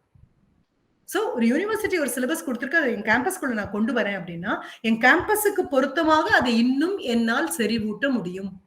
என்னுடைய இது இருக்கக்கூடிய இடம், எனக்கு வரக்கூடிய மாணவியர் அத்தனை பேரும் நகரத்தில் வாழக்கூடிய குடும்பத்தை சார்ந்தவர்கள் அப்படின்னா அந்த செறிவூட்டல் வேற மாதிரி இருக்கும்.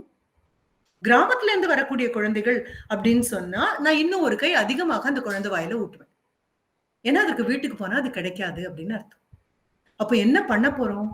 நான் சொன்னேன் இல்லையா, டெமோகிராபிக் டிசாஸ்டர் அப்படின்னு சொல்லி. Let not the geography of India decide the quality of education given. அதுல எந்த காம்ப்ரமைஸும் வரக்கூடாது. அதனாலதான் நம்ம உலக அளவுல தான் பாக்குறோம். ரைட்? அப்போ ஸ்ட்ரெஸ் மேனேஜ் பண்ற செல்ஃப் மேனேஜ்மெண்ட் அப்படிங்கிறது என்னன்னு பாத்துடுறோம். டைம் மேனேஜ்மெண்ட், அதுல மறுபடியும் சொல்றேன், உருவாக்காத எதையும் உங்களால் கட்டுப்படுத்த முடியாது. நேரம் என்பது நீங்கள் உருவாக்காத ஒன்று, உங்களுக்கு அளிக்கப்பட்டது. It is given to you. You have not created. So 24 மணி நேரத்தை எப்படி பயன்படுத்தலாம்னு பாருங்க. You can't manage time. You can only utilize time. How well can I utilize the time? அது அடுத்தது பார்த்துரும். சரியா? எப்படி இதை பயன்படுத்துறோம்? இதற்கு அடுத்ததாக people skill ரொம்ப முக்கியம். அதைத்தான் நீ வகுப்புல படின்னு நான் சொல்றேன். இந்த people skill தான் social skills அப்படின்னு சொல்லி சொல்லக்கூடியது. என்ன இந்த people skill? இதுலதான் லீடர் ஸ்கில்லும் வரும், இதுலதான் ஃபாலோயராகவும் இருப்பீங்க, இதுலதான் உங்களுடைய எல்லா விதமான HR qualities, human resource qualities அத்தனையும் வரக்கூடிய இடம் இதுதான். Can you accept difference? உங்களிடம் இருந்து மாறுபட்டு இருக்கக்கூடியவருடைய கருத்துக்களை உங்களால் ஏற்றுக்கொள்ள முடியுமா? அதை பின்பற்ற முடியுமான்னு நான் கேட்கவே இல்லை. நான் சொல்றது என்ன, அவங்களுக்கு பேச அனுமதி கொடுத்து அதையும் கேட்டு அதற்கான பதில்களை சொல்லக்கூடிய பொறுமை இருக்கிறதா? Because patience has become a skill now. It has to be cultivated. சொல்லி முடிக்கிறதுக்குள்ள இது இவங்க தான் சொல்லியிருப்பாங்க அப்படின்னு நினைச்சு நம்மள ஒரு பதில் சொல்றோம் இல்லையா? வீட்டுல அப்படிதானே சொல்லுவோம். அம்மா வாய் தரணும், தெரியும் தெரியும் தெரியும், நீங்க என்ன சொல்வீங்கன்னு தெரியும் அப்படின்னு சொல்லுவோம். இப்படியே தான் முதல்ல இருந்து சொல்லியிருக்கோம். அப்புறம் அவங்க அது சொன்னதாக நாமளா சொல்லியிருக்கோம். அதுக்கப்புறம் எங்க அம்மா எப்பவும் இப்படிதான் சொல்லுவாங்க, அம்மா அப்படி சொன்னாங்களான்னு கூட நம்ம வெரிஃபை பண்ணது கிடையாது. அப்ப என்ன பண்றோம், இந்த யூகங்களை தவிர்த்துட்டு allowing the other person to articulate completely because you have the responsibility of being a listener. இப்படி வரும்பொழுது can you, உங்களுக்கு அது அது இருக்கு. அதுதான் சோஷியல் ஸ்கில்ஸ் அல்லது பீப்புள் ஸ்கில்ஸ் அப்படின்னு சொல்றதுல மிகவும் முக்கியமாக வரக்கூடிய ஒன்று இந்த சாஃப்ட் ஸ்கில். இதையும் நம்ம தொலை போட்டு அடையாளம் பண்ணி பார்க்கவே முடியாது உங்களால. Can you accept difference? இதுக்கு தான் உங்களுக்கு குரூப் டிஸ்கஷன் ஒன்று கொடுப்போம். இந்த குரூப் டிஸ்கஷன்ல யார் அதை தொடங்குறாங்க, யார் அதை முடிக்கிறாங்க, எப்படி பேசுறாங்க, ஒருத்தர் பேசும்போது குறுக்க நம்ம வந்துட்டோம் அப்படின்னா சாரின்னு சொல்லி எப்படி வித்ட்ரா பண்றோம், ஒருத்தர் பேசி முடிக்கிறதுக்கு அப்புறம் எப்படி காத்துட்டு இருக்கோம், பேசாமையே உட்கார்ந்துட்டு இருக்கிற ஒரு நபரை எப்படி பேசுங்க அப்படின்னு அவங்கள மோட்டிவேட் பண்றோம், பேசிட்டே இருக்கக்கூடிய 2 பேருக்கு நடுவுல ஏற்படக்கூடிய பிளவுகளை எப்படி சரியாக பர்சுவேட் பண்ணி நகர்த்தி வரும், அத்தனையும் சேர்ந்துதான் உங்களுடைய பீப்புள் ஸ்கில்ல வரும். வாழ்க்கையில அன்றாடம் நீங்க பார்க்கக்கூடிய நபராக இருக்கும். என்ன சொல்றோம் அப்படிங்கிறது ரொம்ப முக்கியம். அதை எப்படி சொல்றோம்ங்கிறது அதை விட முக்கியம். அதை ஒருத்தர் சொன்னா எப்படி எடுத்துக்கிறோங்கிறது ரொம்ப ரொம்ப முக்கியமான விஷயம். ரைட்? அப்படின்னா ஹவு டு யூ ஸ்பீக் இதை எடுத்தாச்சா? உங்களுடைய நான் வெர்பல் கம்யூனிகேஷன் ஒன்று இருக்கு, யோர் பாடி லாங்குவேஜ் அப்படின்னு ஒன்று இருக்கு. நீங்க வாயால சொல்லக்கூடியது உங்க உடல் மொழி எந்த அளவுக்கு அதன் உடன் செல்கிறது அப்படின்னு இருக்கு. இப்ப நான் எதையாவது ஒண்ணு சொல்லும்போது ஒவ்வொரு தடவையும் நான் தலையை இப்படி அசிச்சுட்டே இருக்கேன். என்ன காரணம்? அதை நான் ஏற்றுக்கொள்கிறேன், அதை நான் ஒத்துக்கொள்கிறேன், இதுதான் எனது நம்பிக்கை அப்படின்னு நான் சொல்லும் பொழுது என்ன பண்றேன், இதுதான் என் நம்பிக்கை, இதுதான் எனது நம்பிக்கை அப்படின்னு சொல்றதை விட இதுதான் எனது நம்பிக்கை அப்படின்னு சொல்லும் பொழுது என் உடல் மொழி என் பேச்சின் மொழியோடு போகும். அப்ப என்ன ஆகும்? twice it has been verified and twice it has been validated. 2 முறை அது வேலிடேட் பண்ணியாச்சு. புரிஞ்சுதா அப்படின்னு டீச்சர் கிளாஸ்ல கேட்கும் போது நம்ம என்ன சொல்றோம், இப்படி தொடங்கி இப்படி கொண்டு வந்து இப்படி முடிக்கிறோம். உலகளாவ இந்தியாவுக்கு ஒரு புகழ் உண்டு. என்ன அப்படின்னா, the Indians nod their head in a totally different way. அவங்க தலையசைக்கிறத வச்சு அவங்க என்ன சொல்றாங்க அப்படின்னு புரியாது அப்படின்னு சொல்லி. இப்ப புரியாது ஷுட் பி இப்படி இருக்கணும், புரியும் ஷுட் பி இப்படி இருக்கணும். இப்போ உங்க பேச்சு மொழியோடு உடல் மொழியும், உடல் மொழியில உங்க முகம், உங்க கண்ணுல இருக்கக்கூடிய ஒளி, உங்க குரல்ல இருக்கக்கூடிய இனிமை, உங்க முகத்துல இருக்கக்கூடிய சிரிப்பு, உங்களுடைய ஈடுபாடு, இவை அத்தனையும் ஒன்றாக வரும் பொழுது ஒரு வணக்கம் சொன்னாலோ, ஒரு ஹலோ சொன்னாலோ, ஒரு தேங்க்யூ சொன்னாலோ, எதுவும் சொல்லாம மௌனமா இருந்தாலும் கம்யூனிகேஷன் இஸ் கம்ப்ளீட். முழுமையாக இது பயிரணும். இது பயிரணும். வீட்டுல ஒரு பூனைக்குட்டியை பார்த்திருப்பீங்களே, அந்த பூனைக்குட்டிக்கு பசினா அது பிஹேவ் பண்றது வேற மாதிரி இருக்கும், உங்ககிட்ட அன்பு நான் வேற மாதிரி நடந்துக்கும், கோவம் நான் வேற மாதிரி நடந்துக்கும், அச்சம் நான் வேற மாதிரி நடந்திருக்கும். ஒரு பூனைக்கு இத்தனை விதமா மொழியை உங்ககிட்ட சொல்ல முடியும் அப்படின்னு சொன்னா, இத்தனை கல்வியோட இருக்கிற நம்ம எவ்வளவு தூரம் போயிருக்கணும். பீப்புள் ஸ்கில்ஸ் எல்லாம் அதோட அதுலயே ஆர்கனைசேஷனல் ஸ்கில் வரும், அதுலயே லீடர்ஷிப் ஸ்கில் வரும், அதே ஒர்க்கிங் இன் அ டீம் வரும், ஒர்க்கிங் இண்டிவிஜுவலி வரும். அம்மா கிட்ட கேட்டு பாருங்க. தனியா வேலை செய்ய அம்மாவுக்கு தெரியும், உங்க உதவியோட வேலை செய்ய தெரியும். நீங்க உதவி செய்யல, உபத்திரவம் செய்றீங்கன்னா உங்களை நகர்த்தி விட்டுட்டு மறுபடியும் தனியா வேலை செய்ய தெரியும். இசையை மனதுக்குள்ள கற்பனை பண்ணக்கூடிய ஒரு மியூசிக் கம்போசர், ஒரு இசையை இயக்கக்கூடிய ஒரு நபராக இருக்கக்கூடிய நபர், மனதுக்குள்ள அவருக்கு எல்லா விதமான ஸ்வரங்களும் இருக்கும், எல்லா விதமான இசையும் இருக்கும். அதை மறுபடியும் வெளிப்படுத்தி ஒரு பாடலுக்கு மெட்டாக அமைத்து தன்னிடம் உள்ள அத்தனை கலைஞர்களுக்கும் அதையே அவர்கள் தலைக்குள் கொண்டு வந்து அவர்கள் ஒரு பாட்டாக மாறி உங்களுக்கு முணுமுணுக்கிறதுக்கு ஒவ்வொரு நாளைக்கும் கிடைக்கணும் அப்படின்னா அதற்குள்ள எத்தனை விதமான கோஆர்டினேஷன் போகுதுன்னு பாருங்க. ஒரு மருத்துவர் ஒரு அறுவை சிகிச்சையில நின்றுட்டு இருக்கும் பொழுது மாஸ்க் போட்டிருப்பாங்க, அவங்க பக்கத்துல நிக்கிறவங்க எல்லாம் 2-3 பேர் அசிஸ்டண்டா இருப்பாங்க, அவரளவே திறமை வாய்ந்த நபர்கள் இருப்பாங்க, செவிலியர்கள் கூட்டம் அங்க இருக்கும். கையை நீட்டினா இதற்கப்புறம் இது கிடைக்கணும் அப்படின்னு அவருக்கு தெரியும். அவர் வாயை திறந்து சொல்லல. அந்த பயிற்சி, முயற்சி, மகிழ்ச்சி இது அத்தனையும் சேர்ந்தா மட்டும்தான் வெளியில காத்துட்டு இருக்கக்கூடிய அந்த நபர்களுக்கு இந்த நபர் வெளியில வெற்றிகரமாக உயிரோடு திரும்பி வருவார்ங்கிற உத்தரவாதம் கிடைக்கும். வாயை திறந்து அவங்க பேச வேண்டிய தேவையே கிடையாது. வேண்டாம், ஒரு மெக்கானிக் ஷாப்ல ஒரு சீனியர் மெக்கானிக் அவருடைய தான் கடை. முதல்ல சொல்லிக் கொடுக்கறது என்ன, ஸ்பேனருடைய நம்பர்களை சொன்ன அடுத்த நிமிஷம் அதை எடுத்துக்கொடு அப்படின்னு சொல்லுவார். அப்படி உன்னுடைய ஸ்கில் செட் ரெடி ஆயிடுச்சா? கல்வி கிடைச்சிருக்குல்ல, அப்போ கம்யூனிகேஷன் ஸ்கில் கிடைச்சாச்சா, ஆர்கனைசிங் ஸ்கில் கிடைச்சாச்சா, உங்களுக்கு லீடர்ஷிப் ஸ்கில்ஸ் கிடைச்சாச்சா, டீமா ஒர்க் பண்ணக்கூடிய ஸ்கில் கிடைச்சாச்சா, எல்லாத்தையும் இப்போ இன்னும் நேரம் இருக்கு, ரைட்? இதுக்கப்புறம் ஒரு விஷயத்த சொல்லி முடிக்கிறேன். இந்தியால ரிசர்ச்சுக்கு தான் ஆட்கள் அதிகமாக தேவைப்படுது. மாஸ்டர்ஸ் டிகிரி பண்ற குழந்தைங்களாக இருந்தாலும் சரி, இப்போ சயின்ஸ் உங்களுடைய பேசிக் சயின்ஸ் கோர்ஸ் பண்ற குழந்தைகளாக இருந்தாலும் சரி, உங்களுக்காக சொல்ல வேண்டியது, எனக்கு ஒரு வாய்ப்பு கிடைத்து கல்பாக்கம் அனல்மின் நிலையத்துக்கு ஒரு போகக்கூடிய அங்கிருந்த விஞ்ஞானிகளை, பெண் விஞ்ஞானிகளை பார்த்து பேசக்கூடிய வாய்ப்பு கிடைத்த போது அவர்கள் அத்தனை பேரும் சொன்ன ஒரு செய்தி என்ன அப்படின்னா, we do not get basic science graduates அப்படின்னு. தயவு செஞ்சு இன்னைக்கு அடுத்த உன்னுடைய ஹோம்ஒர்க்கு போய் பாரு. என்ன ஹோம்ஒர்க் தெரியுமா? கேட் அப்படின்னு ஒரு எக்ஸாமினேஷன் இருக்கு. சரி, graduate aptitude test for engineers அப்படின்னு முடிக்காது. அது யாருக்கும் உண்டு அப்படின்னா, நீங்க உங்களுடைய 3rd செமஸ்டர் ஆஃப் மாஸ்டர்ஸ்ல இருக்கீங்கன்னு வைங்க. மாஸ்டர்ஸ் டிகிரியினுடைய 3rd செமஸ்டர். அதுல பாத்தீங்க அப்படின்னு சொன்னா, ஸ்டாட்டிஸ்டிக்ஸ் உடையதாக இருந்தாலும் சரி, மேத்ஸாக இருந்தாலும், பிசிக்ஸாக இருந்தாலும், கெமிஸ்ட்ரியாக இருந்தாலும், பயோகெமிஸ்ட்ரியாக இருந்தாலும், மைக்ரோபயாலஜியாக இருந்தாலும், எதுவாக இருந்தாலும் உனக்கு அதுல கேட் எக்ஸாம் எழுத முடியும். என்ன உங்களுக்கு தேவை? 4 வருடம், அதாவது முதல்ல 16 years of education அப்படின்னு சொல்லுவோம். 4 வருடம் உன்னுடைய டிகிரி பட்ட படிப்பை நீ படிச்சிருக்கணும். 4 வருட பட்ட படிப்புங்கிறது யாருக்கு தான் இப்ப இருக்கு? இன்ஜினியரிங் கிராஜுவேட்ஸுக்கு இருக்கு, இல்லைன்னா இன்டகிரேட்டட் ப்ரோக்ராமாக 5 வருடம் பண்ணக்கூடியவங்களுக்கு இருக்கு. இப்ப நீங்க எங்க இருந்து அதை பண்ண முடியும் அப்படின்னா, யூ கேன் டேக் உங்களுடைய 3rd செமஸ்டர் வருது இல்லையா, அடுத்த பிப்ரவரி வரப்போகுது. பிப்ரவரியில தான் கேட் எக்ஸாமினேஷன். போய் பாருங்க, அதற்குன்னு ஒரு ஸ்டைபண்ட் கிடைக்கும். இந்த கேட்டியன் அப்படிங்கிறது மிகப்பெரிய பெருமைடாமா. ஜிஆர்இக்கு கோச்சிங் சென்டர்ஸ் இருக்கு, டோஃபிலுக்கு கோச்சிங் சென்டர்ஸ் இருக்கு.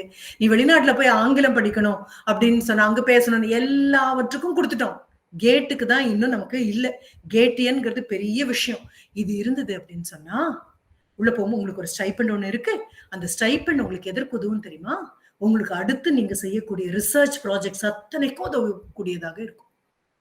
இது உங்களுக்கு நான் அதுக்கு எப்பவே தொடங்க ஆரம்பிப்போம். பரீட்சை வேணா நீங்க 3rd semester of your 2nd PGல பண்ணலாம். ஆனா எப்பவே தொடங்கிடுவோம் நம்ம. We'll start when you are in the 5th semester of your degree program. 8th, 9th, 10th, 11th, 12th இந்த 5 வருஷத்தினுடைய புக்ஸ்ல தரோ ஆகி அந்த அஸ்திவாரத்து மேல இப்ப படிச்சதை வச்சீங்க அப்படின்னா, you have prepared yourself for gate. How இன்னொன்னு, அது பெர்சன்டேஜ் அல்ல, பெர்சன்டைல். அப்படின்னா என்ன வித்தியாசம் மறுபடியும் பாரு. மேக்சிமம் வாங்கியிருக்கிறது 99னா அதுல இருந்து நீங்க எந்த லெவல்ல இருக்கீங்கன்னு கணக்கு போடும். இது ஒரு பக்கம் இருக்கா? அடுத்தது மாஸ்டர்ஸ் டிகிரியில இருக்கக்கூடியவங்களும் 3rd இயர்ல இருக்கக்கூடியவங்களுக்கும் there is something called net. அடுத்த தலைமுறை ஆசிரியர்கள் ஆகணும்னு நினைச்சீங்கன்னா, உங்களுக்கு உங்க ஆசிரியர்கள் கிட்ட இருக்கக்கூடிய வருத்தங்கள் என்னங்கறத முதல்ல நீ புரிஞ்சுக்கும். அதுல இருந்து மாறுபட்ட பெண்ணாக மாறினாதானே நீ அடுத்த தலைமுறை ஆசிரியர் ஆக முடியும். இப்ப என்னுடைய ஆசிரியர் எங்கிட்ட இருக்காரு. நான் என் குழந்தைகிட்ட போகணும் அப்படின்னா, என்னுடைய ஆசிரியருக்கு கிடைக்காதது எனக்கு கிடைக்கும் போது நான் அதுல ஒர்க் பண்ணணும் தானே.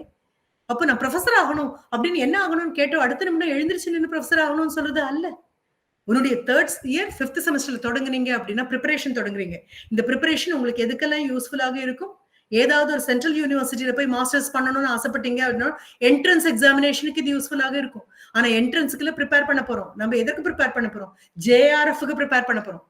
வெறும் நெட் கிளியர் பண்ண போதாது, அதுல ஜூனியர் ரிசர்ச் ஃபெலோஷிப் வாங்குனீங்க அப்படின்னா இப்போ 31,000 ரூபாய்க்கு மேல உங்களுக்கு கைவசம் ஸ்டைபெண்ட் வருது முதல் 2 வருடங்களுக்கு.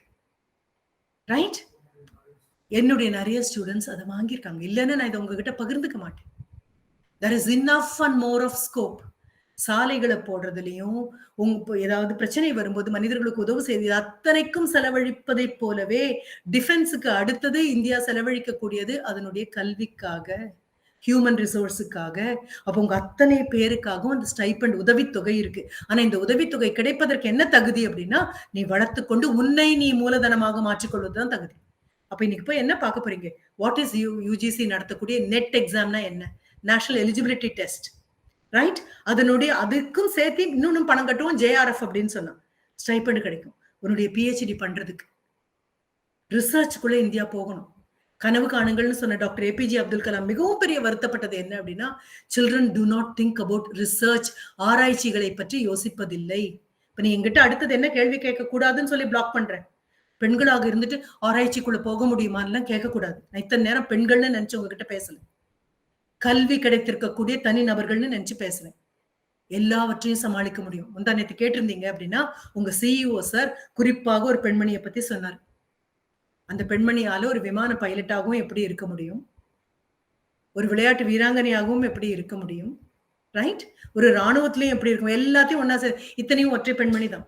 Multi faceted personality. நீங்க பார்த்திருப்பீங்களே, பெண் தெய்வங்கள், இந்தியாவில் இருக்கக்கூடிய பெண் தெய்வங்களுக்கெல்லாம் ஒரு தலை தான் இருக்கும், 10 தலையெல்லாம் கிடையாது, ஒரு தலை தான். ஆனா எக்கச்சக்கமா கை வச்சிருக்கும், எல்லா கைக்கும் போதுமான. அப்ப multi tasking is after all nothing, because your amma herself is a most wonderful multi tasking person at home.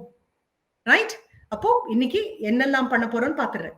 India என்ன எவ்வளவு நாள் இளமையா இருக்கும்னு முதல்ல போய் பாக்குறீங்க, தேடுறீங்க. அப்புறம் நான் தொடங்கின போது சொன்ன அந்த பாடல், ரைட்? செய்யும் தொழிலே தெய்வம், அதில் திறமைதான் நமது செல்வம், வேற எந்த செல்வமும் வேண்டாம். என்னை விட்டு விலகாதது என்னது அப்படின்னா, என்னுடைய கல்வித்திறன் மட்டும் அல்ல, நான் வளர்த்து கொண்ட என்னுடைய திறமைகள். அதற்கு யார் உதவுவாங்க? கையும் காலும் தான் உதவி. அப்புறம் வேற எந்த பதவியும் நான் கேட்கல, என் கடமைதான் எனது பதவி. எங்க போய் என்ன வேலையை செய், இப்ப இந்த ரூமுக்கு ஒழுங்கா சுத்தம் பண்ணு அப்படின்னா, உன்னை விட இந்த ரூம் அழகா சுத்தம் பண்ண இன்னொருத்தர் பிறந்து வரணும். இந்த ரூமை சுத்தம் பண்ணுங்க, நான் யார் தெரியுமா, நான் எம்எஸ்சி கிராஜுவேட் அப்படின்லாம் சொல்லாது. இந்த ரூமை சுத்தம் பண்ண சொன்னா ஒரு எம்எஸ்சி கிராஜுவேட் சுத்தம் பண்ண மாதிரி இருக்கணும். To you understand? ரைட்? ஒண்ணு நீ சமைக்கிற அப்படின்னு சொன்னா படிச்ச குழந்தை பண்ண மாதிரி இருக்கணும். கிச்சனை போய் பார்த்தாங்கன்னா படிச்ச குழந்தை பண்ண மாதிரி இருக்கணும். வகுப்பை பார்த்தா படிச்ச குழந்தை மாதிரி இருக்கணும். எந்த காரணம் கொண்டும் உன்னுடைய தோற்றத்தின் கம்பீரத்தை விட்டு கொடுக்காதே. நான் சொல்ல வேண்டிய கடைசி பாயிண்ட் அதுதான். ஆஃப்டர் ஆல் அ உமன், ஒரு பெண் தானே அப்படின்னு பாக்குற மாதிரி உன் தோற்றத்தை ஒரு நாளும் வைத்துக் கொள்ளாதே. ஆஹா நான் பெண் அப்படிங்கிற ஆச்சரியத்தை விட்டு வெளியில வா. அந்த ஆச்சரியத்தை விட்டு வெளியில வா. உன் தோற்றத்துல இருக்கக்கூடிய கர்வம், கர்வம் மட்டுமே அல்ல, அந்த கம்பீரம், அதை பார்க்கக்கூடிய எல்லாருக்கும் நம்பிக்கை தோன்றணும். அது நான் மறுபடியும் ஜெயகாந்தன் அவர்கள் சொல்லக்கூடிய அந்த வார்த்தையோட முடிக்கிறேன். ஒரு பெண்ணை பார்க்கும் பொழுது ஒரு ஆணின் மனதில் நம்பிக்கை தோன்ற வேண்டும். ஆணின் எல்லா நம்பிக்கைக்கும் பெண்தானே காரணமாய் இருக்கிறாள். ஆணின் நம்பிக்கை, உலகத்தின் அத்தனை நம்பிக்கைக்கும் பெண்தானே காரணமாய் இருக்கிறாள். அப்ப நீதானே மூலதனம். நாம் சொல்ல வந்த அத்தனையும் சொல்லியாச்சு. கொடுத்த நேரத்துக்கு மேலேயும் போயிட்டேன். ஆனாலும் இதை சொல்லாம விட்டேன்னா மீண்டும் வருவதற்கு எனக்கு வாய்ப்பு கண்டிப்பா கிடைக்காது. உங்ககிட்ட சொல்லியே ஆகணும். நீங்களாம் அப்படியே கண்ணை மலர்த்தி என்னை பார்த்துட்டு இருக்கக்கூடியது கூட அவ்வளவு சந்தோஷமாக இருக்கு, குழந்தைகளை பார்க்கறது. இனி கேள்விகளுக்குள்ள தாராளமாக போகலாம். நன்றி, வணக்கம்.